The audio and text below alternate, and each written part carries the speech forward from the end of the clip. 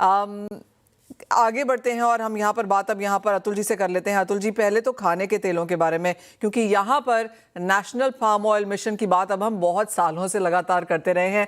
जिस बजट में ये अनाउंस हुआ था, मुझे याद है उस दिन की हमारी हेडलाइन थी। उसके बाद इसके बारे में बात करने के लिए ढूंढना पड़ता है। आप बिल्कुल दुरुस्त कह रही हैं। इससे पहले कि मैं पाम ऑयल मिशन के ऊपर बात करूं, मैं एक चीज जरूर कहना चाहूंगा। सुमित ने और सिराज साहब ने दोनों ने एमएसपी के बारे में बातें की। मेरा ये मानना है कि जो एमएसपी है आज 23 क्रॉप प्लस शुगर को मिला के समझ लीजिए रफली 24 कमोडिटीज पे है। ये कोई रीजन नहीं है कि we should be concentrating on so many commodities as a MSP के पॉइंट ऑफ व्यू से। तो ये लिस्ट को प्रून करना मैं समझता हूं बहुत ज्यादा जरूरी है।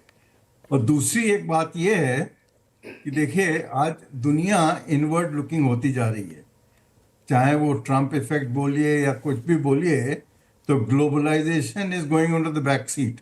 तो इसलिए हिंदुस्तान के कंटेक्स्ट में ये बहुत ज़्यादा जरूरी है कि आज जो दो एरिया हैं जहां पे हम लोगों में काफ़ी बड़ा गैप है, जैसे आज ऑयल सीड और ये ऑयल एंड पल्सेस, आप ताज्जुब करेंगे कि आज की तारीख में Hindustan is spending something like about $22 billion on these two commodities का इंपोर्ट।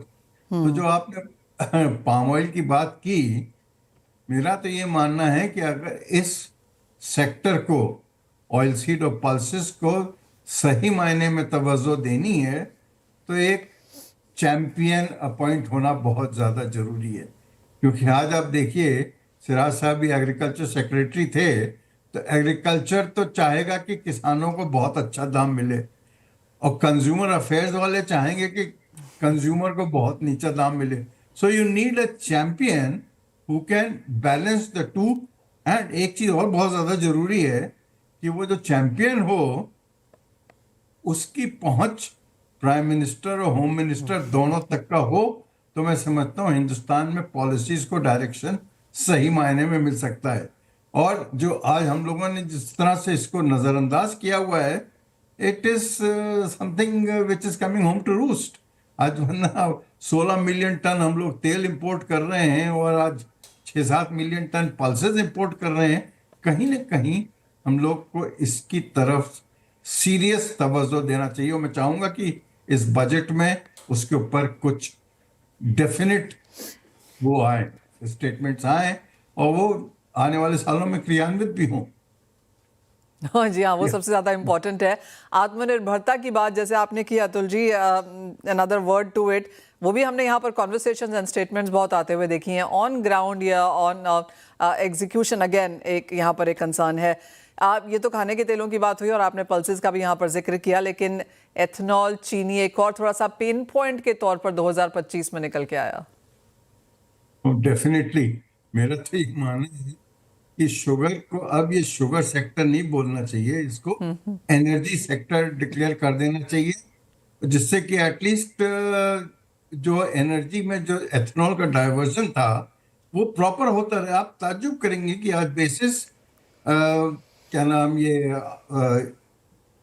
प्लानिंग कमीशन या नीति आयोग के बेसिस पे शुगर सेक्टर ने बहुत हैवी इन्वेस्टमेंट किया डिस्टिलरीज में, बेसिस कि 55% आने वाले दिनों में एथनॉल सोर्स होगा शुगर सेक्टर से और 45% सोर्स होगा ग्रेन से। आज देखिए क्या माहौल हो गया है कि आज 27-28% रह गया है शुगर सेक्टर से और 72% हो गया है ग्रेन सेक्टर से।